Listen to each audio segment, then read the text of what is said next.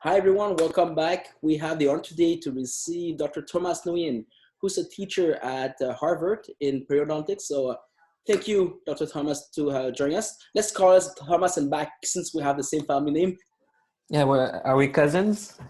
Do we have any relationship? Oh, I'll be honored. So to start, Thomas, tell me, how are you doing? Actually, I'm doing pretty good.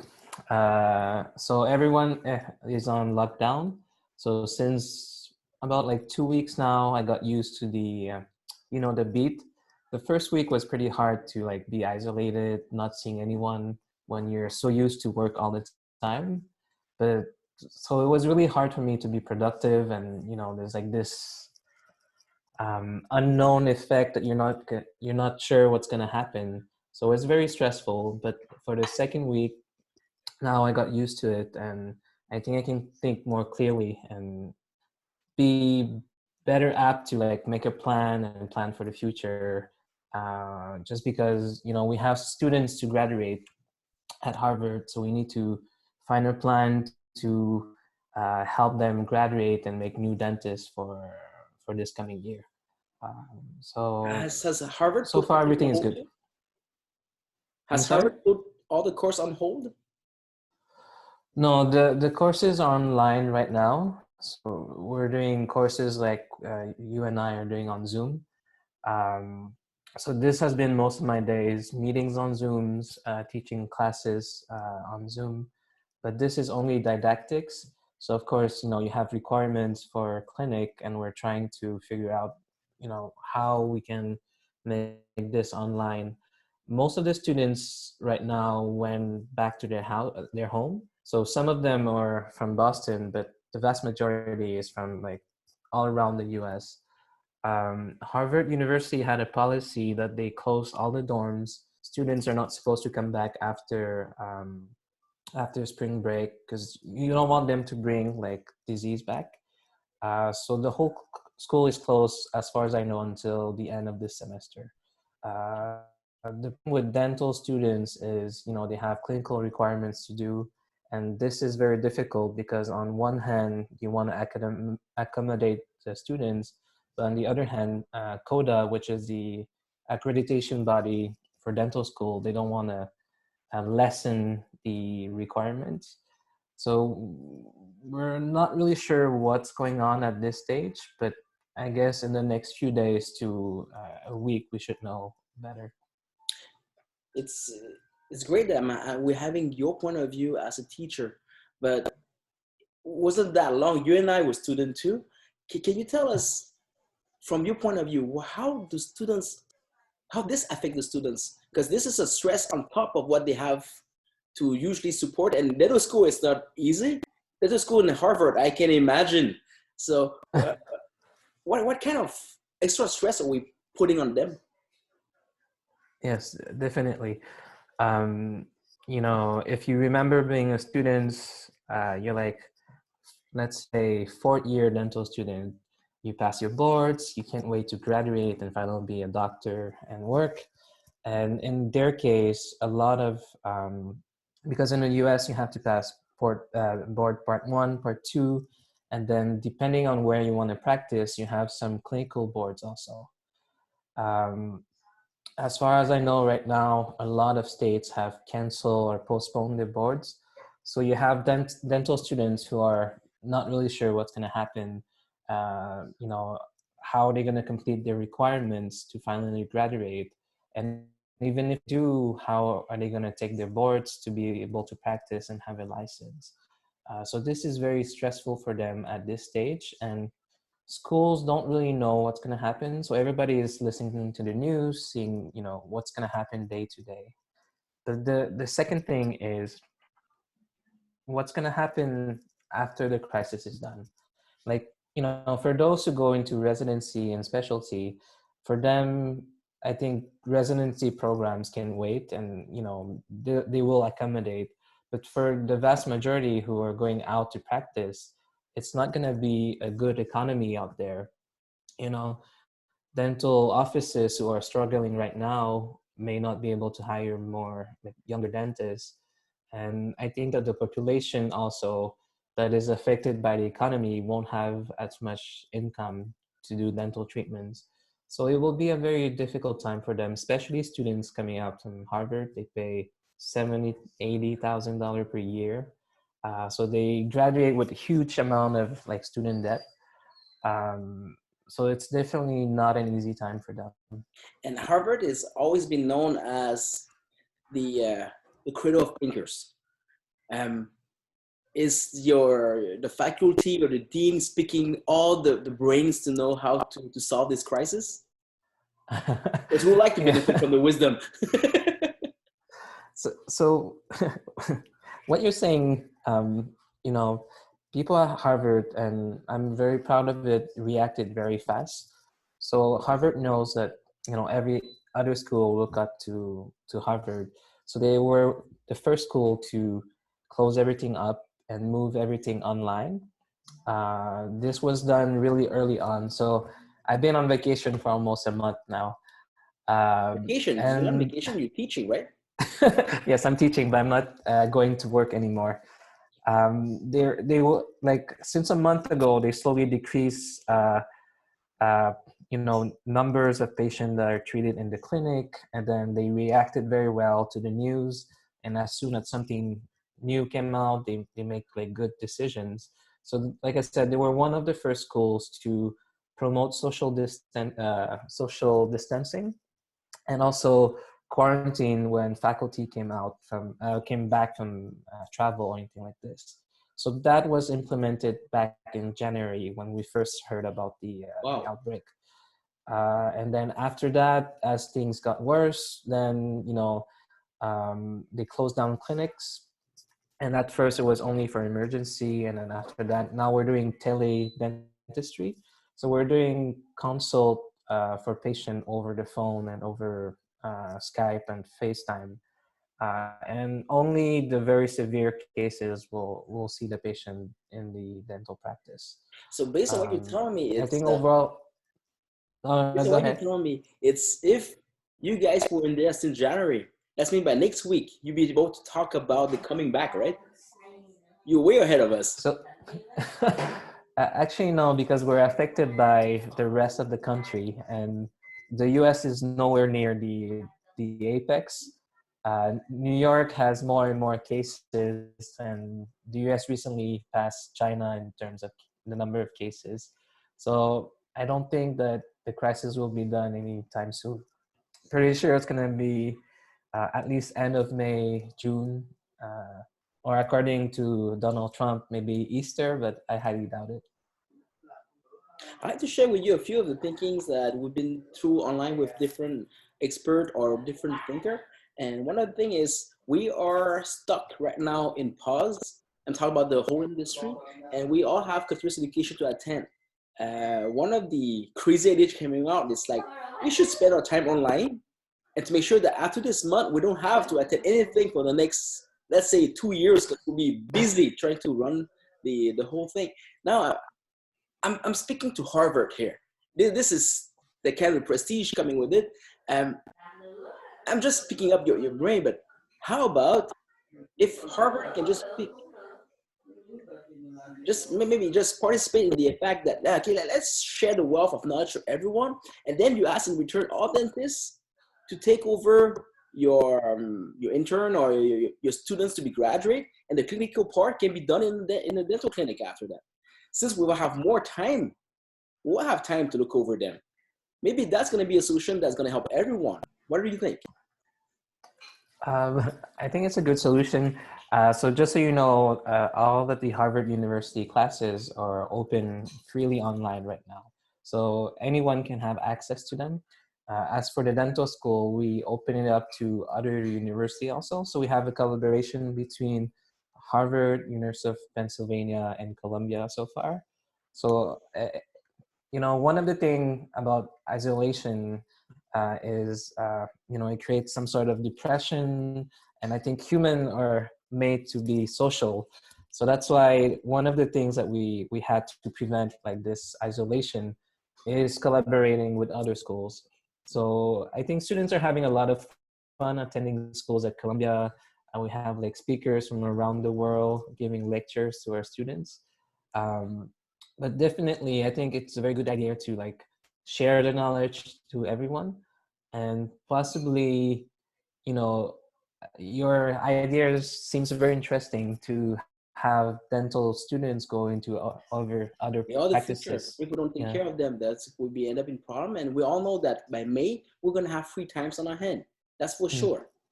But people, if you always dream to attend Harvard, this is your chance. Yes. This is your chance. If you don't know, students pay tuition of about 80,000 a year to attend Harvard, and right now they're only having courses online, so it's like the most expensive streaming services that we have right now. Actually, to all the peers watching this is the deal. You can attend Harvard, and right now you don't have to pay any fees except them to help the students well as soon as they graduate. But wow, I didn't expect a deal today. But what you're saying is very interesting, because one of the newer model of dental schools is they want to make it go online. So all of the didactics will slowly become on the online platform, and then student will only come to campus to do all the practical work and patient care. And they're talking a lot about opening universities in underserved areas. So then it will be cheaper to open universities. People can attend from all around the world, and then they can fly into that location, do all the clinical work on patient for free, because those patients are underserved. And then you can have uh, like a North American dental education online and at your free time.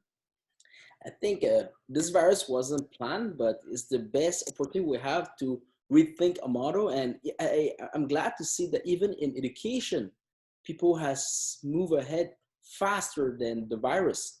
Actually, what you're telling me, this is moving faster than the virus itself.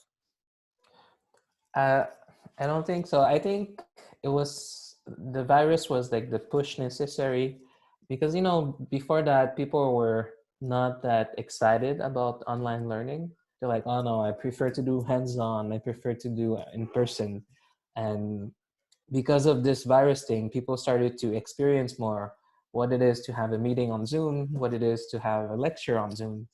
And it's not that bad. And even on a teacher perspective, I was really afraid of, like, talking to a computer, not having interaction, being very boring. But I find that in like different platform, you can still interact, you can ask questions, you can have discussion with the students. So I really think that I don't think we're moving faster than the virus, but I think we're trying to adapt to it. And we were at the point where this job was necessary. This was enlightening, and we still have some few times. Let's say that we are looking at the positive effect of the virus. What are your hopes for the future for your students? Well, first and foremost, I hope that they all graduate and they be able to practice or go to the residency that you know they planned for. But overall, I hope that this won't affect the profession too much and the economy, because after the virus is done, people still have to go back to normal, have to live their life. So this is a big concern right now. I think one of the positive thing is people are more aware of, like, washing their hands, social distancing, all the different protocol if something similar happens. And we do know that it's going to happen again. They're already starting to say that there's a second wave of coronavirus. And even if we find a vaccine and we have a cure for it, other viruses will come over time. So I see this as more like a practice for the whole society. Um, and see in the future, as we have this experience and we evolve living in a world with different viruses coming in and everyone being so interconnected, we'll be ready to face the next challenge. Actually, we're On more the connected now that we have to keep a social distance. Huh? yes, we're really connected, but we don't want to be too connected. Actually, before we're shaking hands, now we're sharing. The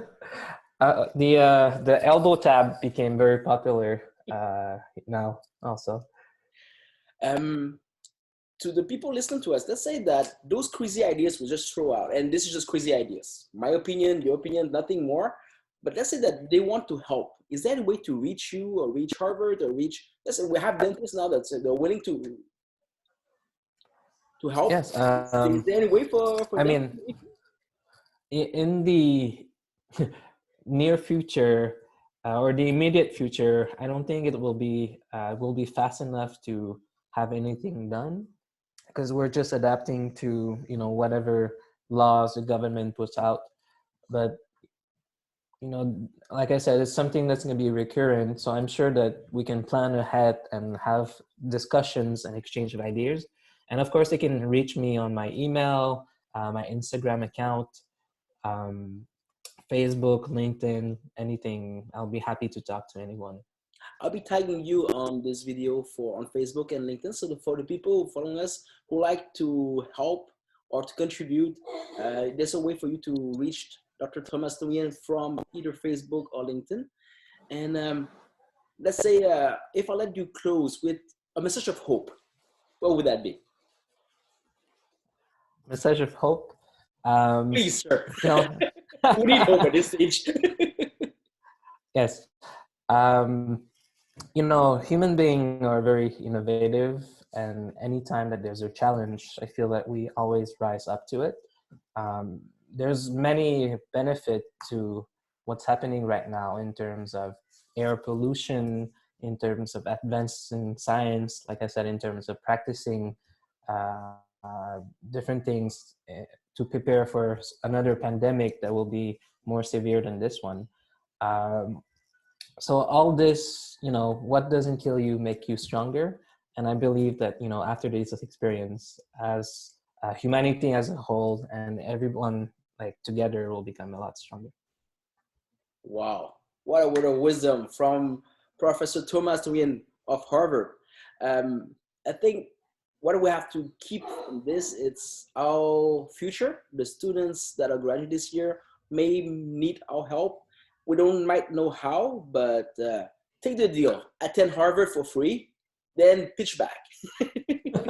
This is the message to the community. Doesn't mean more than what we just said, but I think that more than ever, it's the time for us to collaborate and let's drop the competition. The virus doesn't make any difference, and I think that it's time for our whole industry, worldwide, to just drop the defense, to drop the fact that we have to be better than the next guy. This is the time to start acting as a community and also as a whole. Professor, if you need anything more from us, please write to us, tell us. And I think that for next month, you have people that are willing to listen. Yeah, of course. And if anyone who wants to share their experience and lecture at Harvard, you can also send me a message. Oh, wow. So what were you telling me? It's all the people that are willing to pitch in can now attend, not attend, but give a Harvard seminar? Well, it depends case on case basis, but I'm open to possibilities. Wow. We had two deals today. People want to attend Harvard for free, and the people who like to work for Harvard for free. Yeah, both are free. No, we're joking through this because I think that's the only thing we can do. But seriously, Dr. Nguyen, thank you for your devotion and what you're doing for the future of our profession. Um, Hopefully, we can keep this channel open so we can exchange and discuss. Usually, I'm talking more to people that are already in the industry or taking the decision for the rest of us. But I think we have to think ahead and to look at our students, because if those dentists don't graduate as they should, that will affect the next few years of their life. Yes. And we've been through this. It's not that easy. Um, I have no solution, but I know that it's starting with talking, exchanging together, and exchanging ideas. I think that before the end of this crisis, we have to talk again and come back and say, okay, what have we came up with? Um, thank you, honestly, thank you. And now we just know that our problem wasn't that big because you have problem bigger than our problems. I think everybody has a big problem, but thank you for having me, and it's always a pleasure to talk to you. Dr. Nguyen, stay safe, stay home, and please keep your hopes. To see you.